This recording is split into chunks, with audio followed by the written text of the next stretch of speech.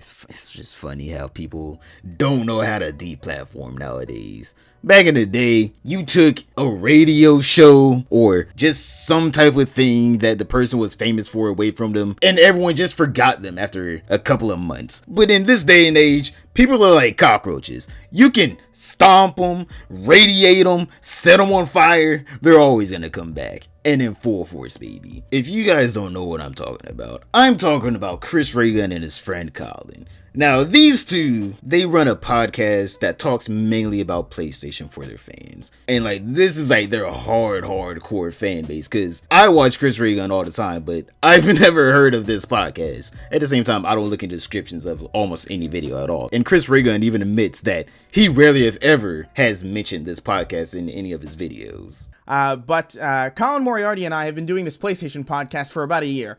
If you don't know about it, I'm sorry. I've only kind of talked about it briefly at the end of a video here or there.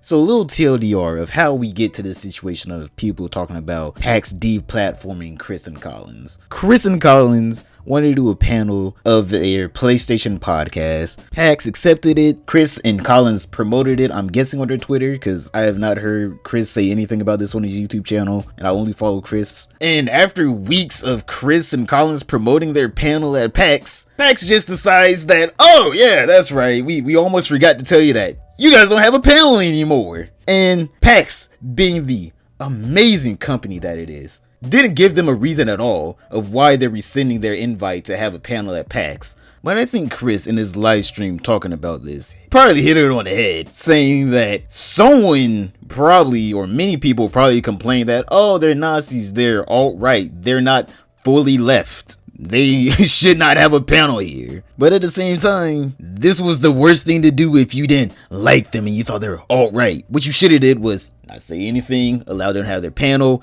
and not invite them back. But you know, that was just too much. So they just had to make sure that these guys didn't have their PlayStation panel talking about PlayStation, seeing that, you know, they're one of the biggest PlayStation podcasts out there, from what Chris said in his live stream. But we've been doing that for a while, and it's amassed quite a big audience. I think we are at least among the top video game oriented podcasts, especially PlayStation. I know for a fact that we are at least top 2 minimum. So this is the message that PAX sent to Collins whenever they took away their panel. Hello Collins. Apologies, but we unfortunately have to remove your panel from PAX West 2019 schedule. We apologize for any confusion and are happy to still issue special guest badges to you and your folks you had designated as speakers, so you will still have access to the show for all 4 days. I mean, like, at least they still have access to the show, boys. At the same time, I don't know why you want to go. I guess if they already spent the money for the plane and the tickets, I'm like, screw it, I'm still gonna go. I'm gonna go see some of the new games.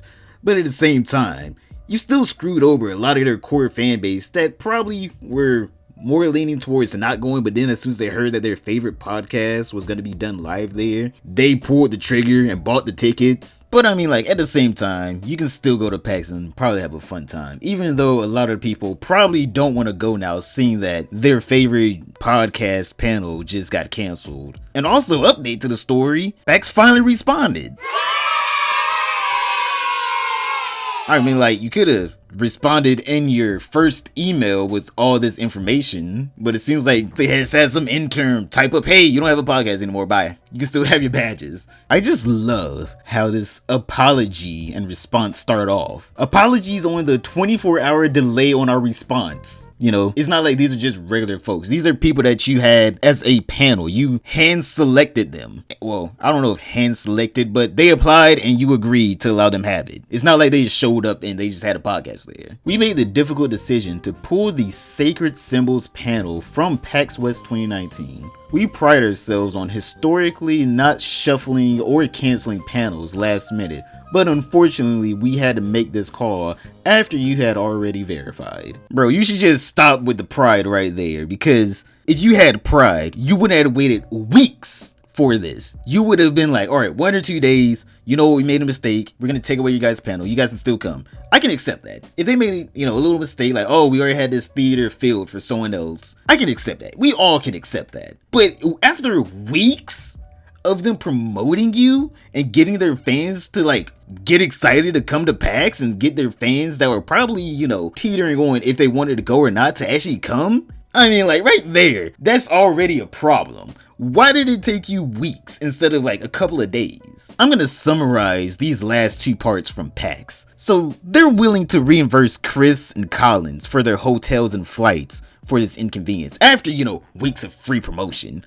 That's the least that they can do. But also, you know what happens? As soon as you scroll down a little bit more, right here, the best part of the whole entire email. But please be advised, we do not issue refunds. Point of sale indicates all content is subject to change. I wish we had, a reason why the content was subject to change. It's not like Chris and Collins pulled out. You guys just told them that, hey, you don't have a panel anymore. I'm like, why? This isn't really a good email for you trying to get some kind of good publicity back. Oh, look, we gave them their money back. But you know what? Your fans are still fucked. It's like, bro, you already tricked them. You got your free promotion from them. You basically took the money from the people that only wanted to go to see them. I don't get why you think that this email was just gonna somehow just wipe away the guilt. No one accepts this apology. This isn't even an apology. You're basically saying, well, you guys are good. We'll pay you back, but your fans that came for you, they're fucked.